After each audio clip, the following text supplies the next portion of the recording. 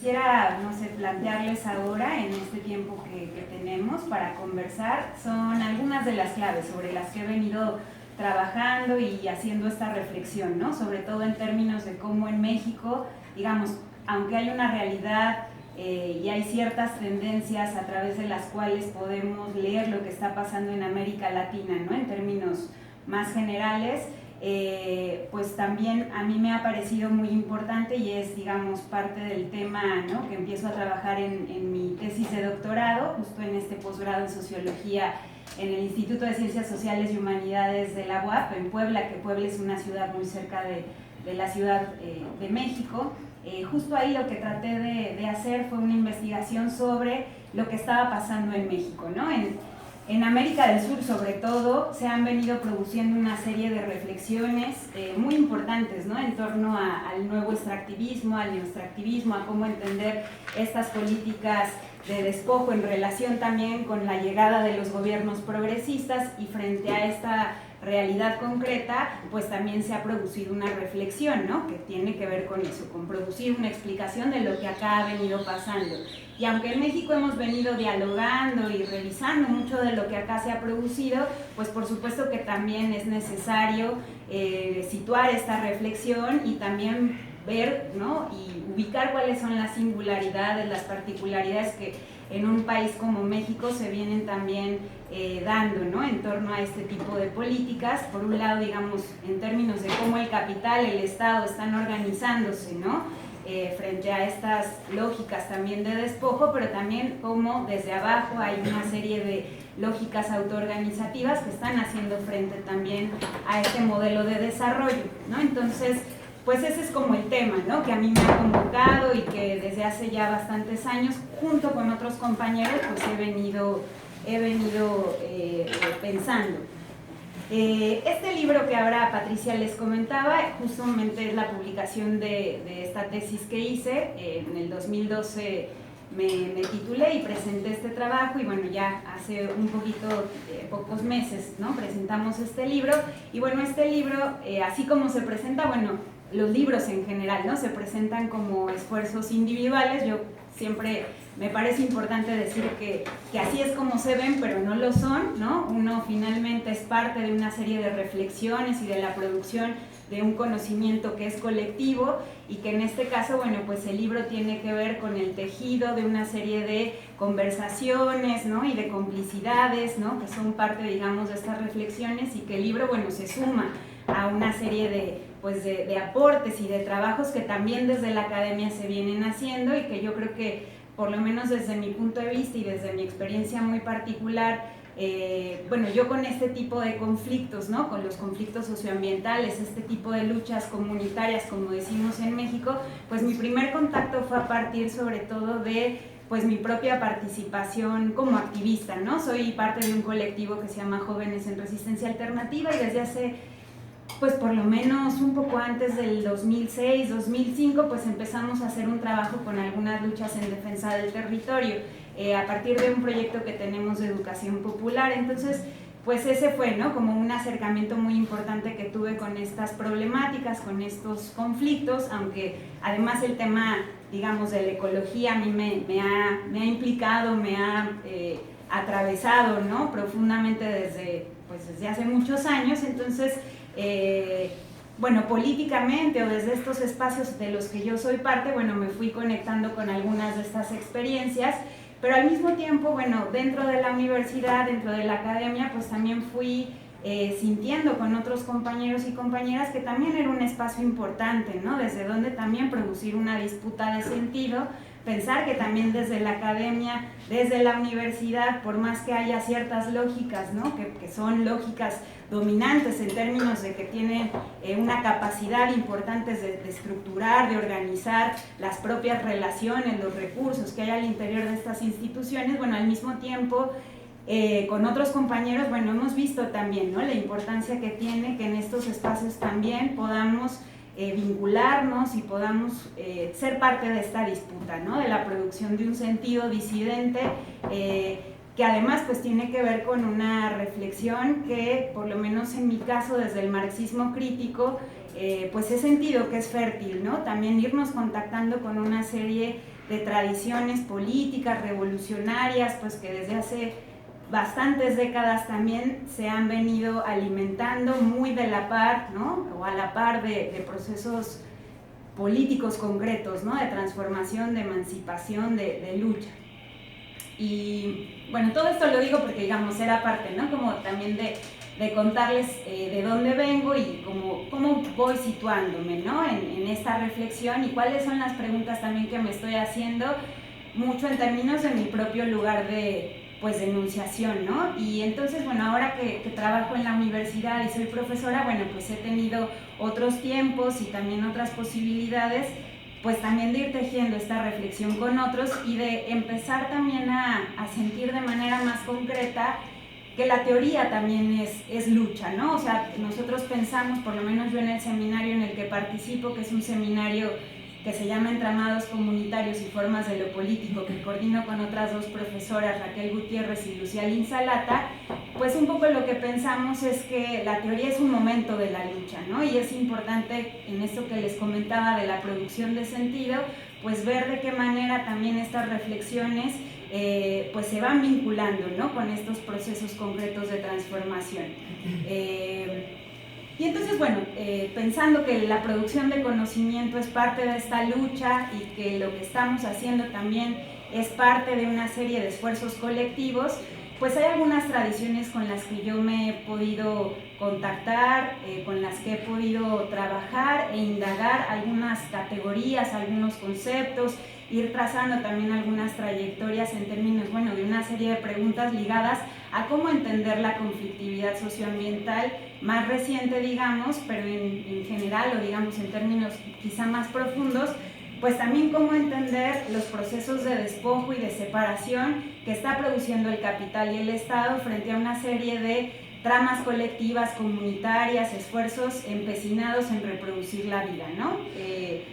Y algunas de las tradiciones, bueno, que yo he encontrado fértiles para poder hacer, digamos, un camino, ¿no? Para ir pensando algunas posibilidades de respuesta a estas preguntas, pues ha sido el marxismo crítico, ¿no? Sobre todo las vertientes, digamos, más heterodoxas del marxismo, empezando por supuesto por la obra de Marx, pero también reconociendo, ¿no? Que hay un legado, por ejemplo, el legado de Rosa Luxemburgo, bueno, el legado de una serie también de marxistas revolucionarios que no necesariamente han sido, digamos, recogidos, ¿no? Dentro de lo que se conoce como marxismo y que sin embargo frente a estas preguntas pues yo creo que se aportan claves importantes, ¿no?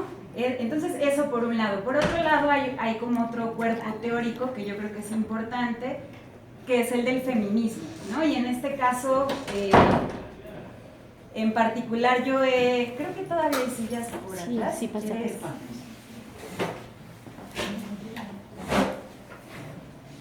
En particular, bueno, he encontrado algunas vertientes, ¿no? Del feminismo, sobre todo algunas corrientes más radicales.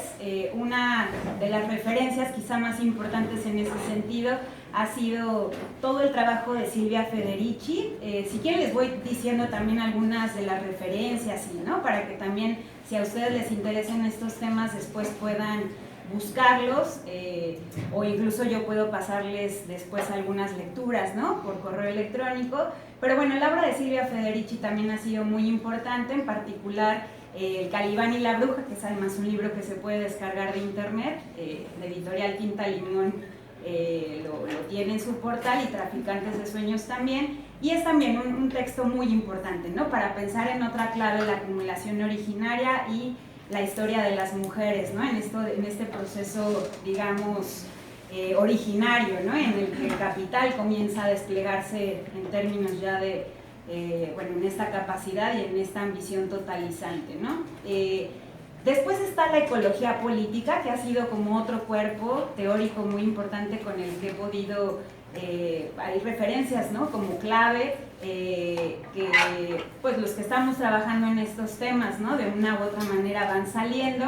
La ecología política latinoamericana en particular me parece que tiene claves importantes también al respecto. Entonces, bueno, hay como una serie de trabajos que yo creo que hay que seguir revisitando con una serie de aportes, de categorías, de conceptos que vale la pena seguir revisando en términos también de ver qué tanto, ¿no?, tienen una capacidad o mantienen una capacidad explicativa de lo que estamos hoy viviendo y actualizarlas también, ¿no?, por supuesto. Entonces, bueno, dentro de estas dos grandes preguntas, ¿no?, con las que yo empecé esta investigación y que son preguntas, pues yo creo que fundamentales para los tiempos que estamos viviendo desde mi punto de vista, es por un lado, bueno, cómo entender estos procesos contemporáneos de despojo, o sea, cómo entender la relación del capital, del Estado en términos de la organización de una gran ofensiva, que por lo menos en México la estamos leyendo y entendiendo en clave de guerra, ¿no?, y cuáles son las particularidades, las singularidades de esta ofensiva, de estas políticas de despojo en los momentos actuales, sin dejar de ver, digamos, que hay una emergencia de esto, pero no todo es emergencia, también hay una serie de continuidades que son fundamentales de revisar en términos de una serie de hilos, de lógicas, de fundamentos que digamos que son históricos, ¿no?, y que se han venido reactualizando a lo largo del tiempo. O sea, el neoliberalismo no solo habría que pensarlo en términos de una emergencia, sino también de las continuidades, ¿no?, y de una lógica que hoy es posible también porque han habido una serie de antecedentes que hoy le dan esa condición de posibilidad, ¿no? Entonces, por un lado es como esa gran pregunta de cómo entender el despojo. Y por otro lado está la pregunta también de cómo se organiza el antagonismo social, ¿no?, frente a estas lógicas contemporáneas de despojo, de cercamiento, de privatización, de mercantilización de lo común. Y bueno, frente a eso, pues una de las ideas, ¿no?, con las que yo he trabajado, sobre todo por el seminario en el que me he formado, que es un seminario en teoría crítica y subjetividad, bueno, la clave de antagonismo nos parece importante, ¿no?, que también es una categoría pues que se ha venido trabajando desde el marxismo y que por ahí también podemos ir rastreando, ¿no?, cuáles son las configuraciones de esto, en términos por supuesto de lucha de clases y de lo común, ¿no?, que es otra categoría que he trabajado y bueno, por eso el título del libro de Luchas por lo Común.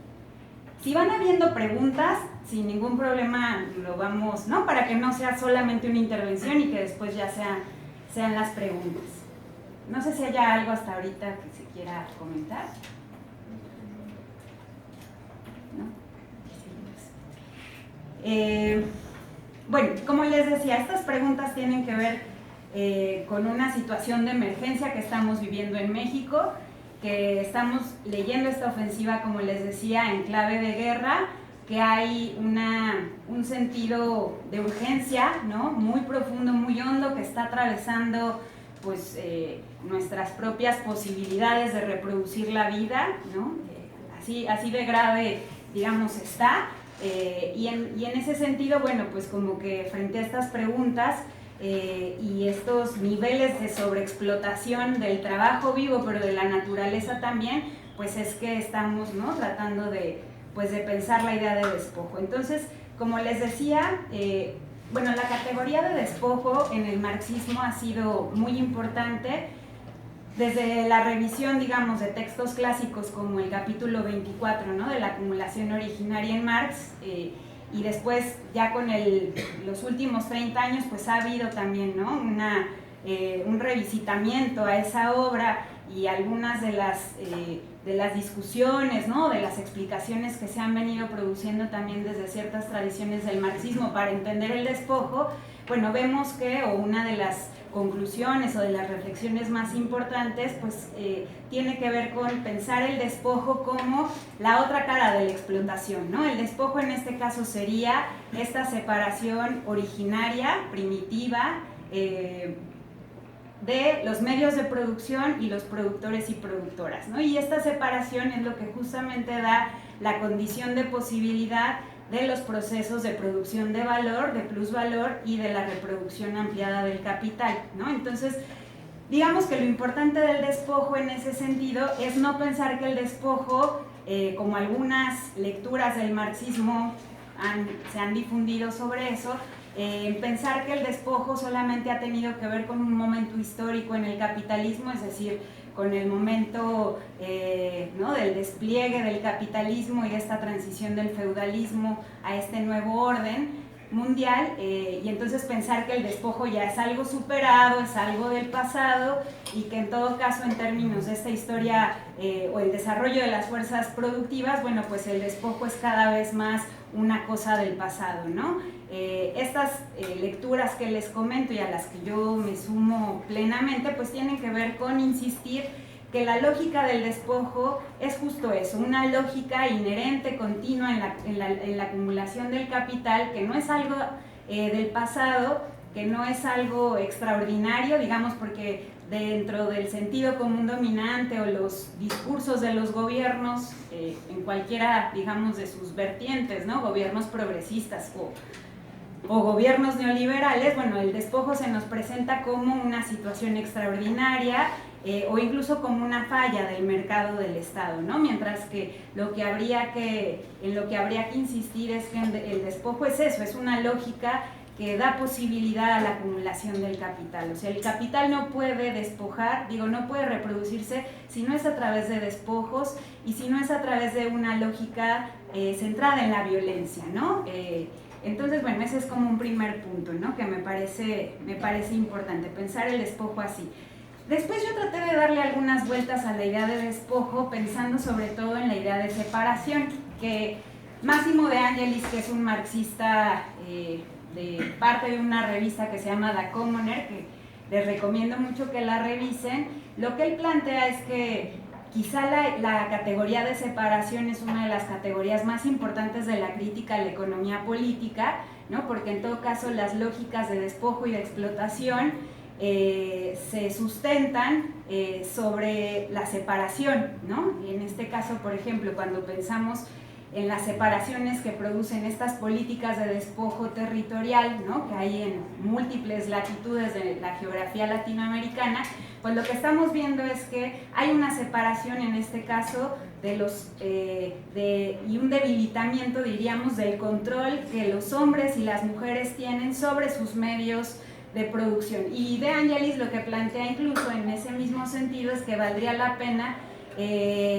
como darle una vuelta a la noción de medio de producción, y él lo que propone es pensar en medios de existencia, y a mí esa vuelta me parece fértil, porque de lo que estamos hablando es de esa separación que se produce sobre aquellos medios que hacen posible la existencia, digamos en términos generales, ¿no?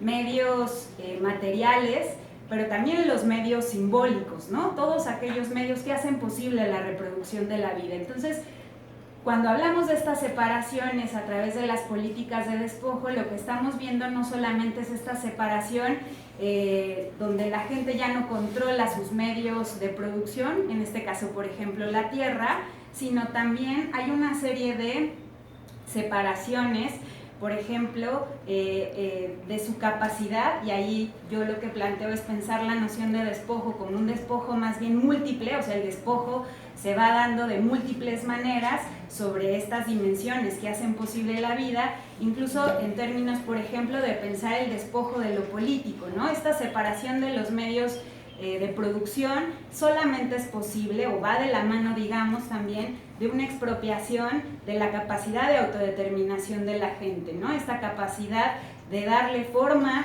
a su propia socialidad, y que son esas tramas, digamos, que se van generando con otros a lo largo del tiempo, y que a través de esas tramas hay una capacidad desplegada de autodeterminación que también, digamos, es expropiada de la mano de esta ruptura, fractura metabólica, ¿no? Diría Bellamy Foster, ¿no? Este autor que ha trabajado mucho justamente esa dimensión ecológica, ¿no? En la obra de Marx, así se llama, John Bellamy Foster.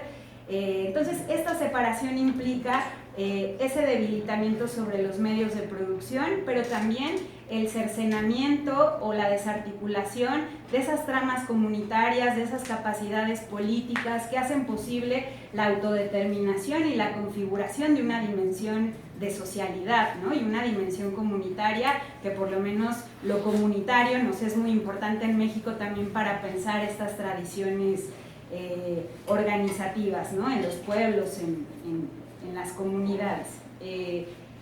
Entonces, bueno, cuando hablamos de despojo, un poco lo estamos pensando así, ¿no? Cuando un emprendimiento minero llega a algún territorio, lo que vemos es que parte de estos dispositivos expropiatorios que, por ejemplo, las empresas mineras están echando a andar y están llevando a cabo en los territorios, pues una de las como cosas clave, ¿no? que ocurren y que además es una cosa reiterada, no importando el país o la experiencia así concreta de despojo, pues es que llegan a dividir a las comunidades, ¿no? Llegan justamente a desarticular esas tramas comunitarias, a investigar cuáles han sido los conflictos que esa comunidad ha tenido para que justamente esos conflictos sean, ¿no? Como el móvil o un motivo para seguir ahondando en esas separaciones, en esas fracturas, en fin, entonces como que por ahí va esta idea del despojo múltiple que en el fondo pues va desarticulando ciertos modos de vida, ciertas tramas que no han estado plenamente subsumidas a la lógica del capital y que por eso son tan importantes para la lógica del capital, ¿no? Frente a esta crisis, pues estos ámbitos de vida son realmente relevantes para, digamos, seguir alimentando la lógica de acumulación al infinito, ¿no? Sabemos que no se puede, que el infinito no existe, hay límites concretos, materiales, ¿no? que están también poniéndole obstáculos a la propia reproducción del capital, pero entonces, bueno, en medio de esta crisis, pues estos ámbitos no mercantilizados, no subsumidos en la lógica del valor o no plenamente, pues por eso son tan importantes. Bueno, entonces por ahí es como un poco la exploración que hemos hecho de la idea de despojo, ¿no? Pensar que es una lógica continua en la acumulación del capital, que no es una lógica extraordinaria, que solo se presenta en algunos momentos. Lo que sí hemos visto, por ejemplo, muy de la mano de estos últimos trabajos, por ejemplo, lo que ha hecho David Harvey, pues es dar una explicación en ese sentido, ¿no? De cómo desde la década de los 70 pues ha habido como un mayor énfasis de las políticas de despojo, de acumulación por desposesión, como él dice, frente a la reproducción ampliada del capital, justamente por esta crisis, pero que eso no significa que antes no hubiera lógicas de acumulación por desposesión, ¿no? Ni que sea tan fácil como separar ambas lógicas, ¿no? Van como de la mano, una es como la contracara de la otra. Entonces, lo que dice al respecto, por ejemplo, John Holloway, muy de la mano también de esta tesis de Harvey, es que cuando hay una crisis de explotación, bueno, como que la contracara de esto, que es el despojo, bueno, tiene mayor predominancia que en otros momentos donde la contradicción como capital-trabajo, pues ha encontrado una manera eficaz de gestionar dicha contradicción, ¿no? y la explotación se plantearía como una política por lo menos más visible o por lo menos que garantiza, ¿no? una estabilidad del sistema económico. Entonces, o sea, me parece que es muy importante pensar estas dos relaciones, no pensarlas por separado, pero sí entender que el momento que estamos viviendo pues está configurado profundamente por estas políticas de despojo como una estrategia del capital, ¿no? Para tratar de gestionar provisoriamente, ¿no? Sus propias contradicciones. Bueno, la otra clave que yo he tratado de explorar dentro también de este recorrido para entender en este caso el tema del antagonismo social y cuáles son estas múltiples configuraciones muy diversas que yo creo que en general en América Latina, pero como les decía, en particular en México, que es lo que yo he estado tratando de ver, se está produciendo, es pensar la idea de lo común, ¿no? Bueno, lo común, desde mi punto de vista y así como lo he trabajado, es básicamente, o bueno, una de las, digamos, de las entradas que quisiera plantear es la idea de lo común como una categoría crítica, ¿no? Y esto significa pensar que donde hay común, ahí mismo se expresa la incapacidad totalizante del capital, ¿no? O sea, donde hay algo que es comunitario, donde hay una lógica colectiva que está gestionando algún bien, alguna dimensión material de la vida simbólica, donde lo común se expresa, al mismo tiempo se está expresando la fragilidad y la inestabilidad del capital en su ambición totalizante por mercantilizar y valorizar absolutamente todo, ¿no? Entonces, lo común en ese mismo sentido, así como lo estamos pensando en Puebla con estas compañeras que les comento, y muy en diálogo con Silvia Federici, es pensar que lo común no solo es una cosa, aunque también lo puede ser, pero digamos que principalmente en lo que habría que poner el énfasis desde nuestro punto de vista es pensar que lo común es una relación social, ¿no? Y eso significa que lo común no está dado, o sea, no porque digamos ahora este salón es común, el salón siempre será un común, sino que lo que habría que alumbrar es el tipo de relaciones, de prácticas, el tipo de hacer que hace posible que este salón sea un común, ¿no? O sea, un espacio comunitario. Entonces el salón es un común, es una cosa, pero al mismo tiempo es una relación social, ¿no? Que está orientada, que está empecinada en que un espacio, ¿no? Cualquiera de sus dimensiones, de sus cualidades, sea colectivo, ¿no? Y que haya una colectividad. En ese caso también decimos que no hay común sin colectividad.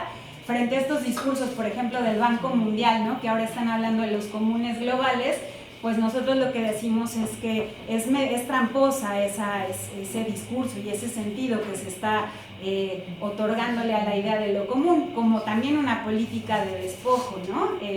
Los comunes son posibles a través de una colectividad concreta, una comunidad concreta que está orientada en que ese común exista y se reproduzca y se cuide, ¿no?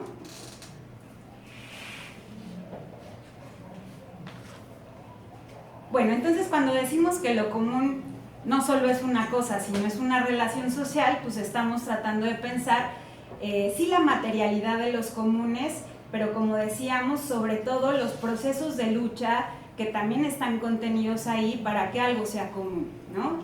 Y decimos procesos de lucha por eso, porque lo común no está dado, ni va a estar dado para siempre, y al contrario, se necesita una serie de regulaciones colectivas, de una política específica para que eso pueda ser gestionado en común, ¿no?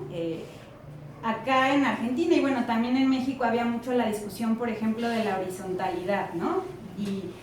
Y no sé, por lo menos yo en el colectivo en el que participaba, pues a nosotros la horizontalidad como que sí, pues sí nos prendía, decíamos, ese es un horizonte justo desde donde construir políticamente, pero al mismo tiempo nos fuimos dando que la horizontalidad no se construye por decreto, ¿no? No porque uno diga somos horizontales, en automático las relaciones horizontales se van a producir, ¿no? Y en cambio lo que fuimos experimentando juntos, pues es que había como un largo camino y todo un terreno en el cual teníamos que prefigurar una política alternativa y eso significaba ver de qué manera podíamos autorregularnos, podíamos generar mecanismos de toma de decisiones, de deliberación, de reconocimiento de nuestras diferencias, ¿no? Porque como dice Silvia Federici, el problema no es que tengamos diferencias, el problema es que cuando esas diferencias se hagan jerarquías, ¿no? Y para que eso no suceda, hay que partir por reconocer nuestras diferencias, pero al mismo tiempo, pues generar una política que nos ayude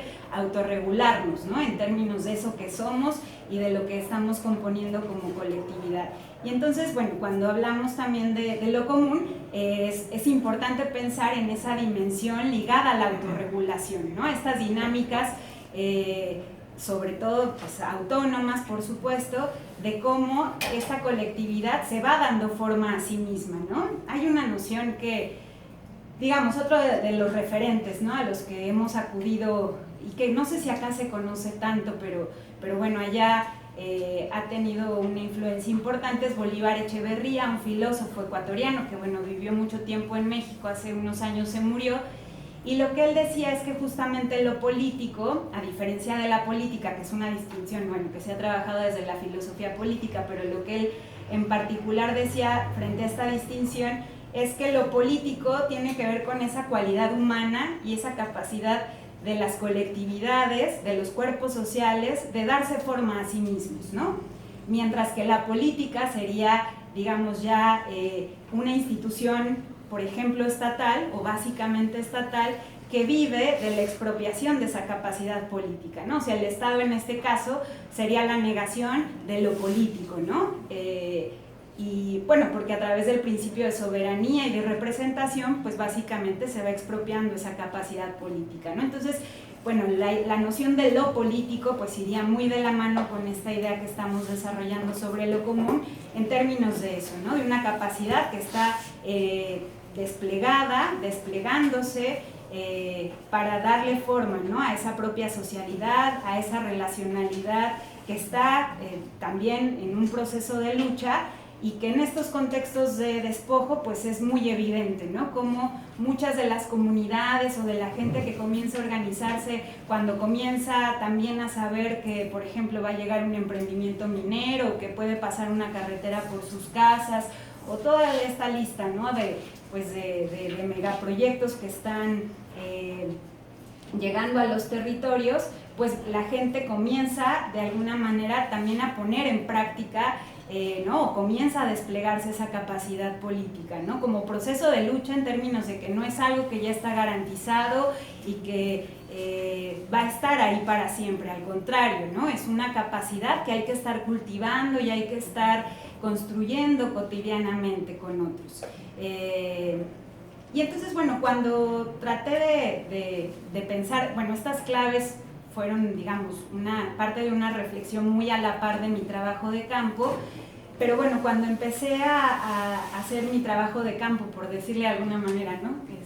No lo concebía así desde un principio porque, como les decía, el contacto con muchas luchas comunitarias pues tenía que ver más con mi práctica militante, y cuando empecé mi investigación, bueno, como que esos vínculos ya existían y ya había muchos trabajos que había yo empezado con algunas de estas luchas, pero bueno, cuando empecé ya, digamos, más formalmente a hacerme estas preguntas con estas luchas, ¿no? A estructurar de alguna manera más mi investigación, pues una de las cuestiones que a mí me llamaba mucho la atención y que fue parte, digamos, de la riqueza que fui encontrando a partir de esta reflexión ya más sistemática, era pensar justamente lo común o estas relaciones cooperativas, ¿no? Ligadas a la reproducción de la vida que podríamos encontrar en estas luchas contra el despojo en diversos contextos, ¿no? Entonces, por un lado, y que es, bueno, parte de la investigación que presento en este libro, trabajé con algunas experiencias urbanas porque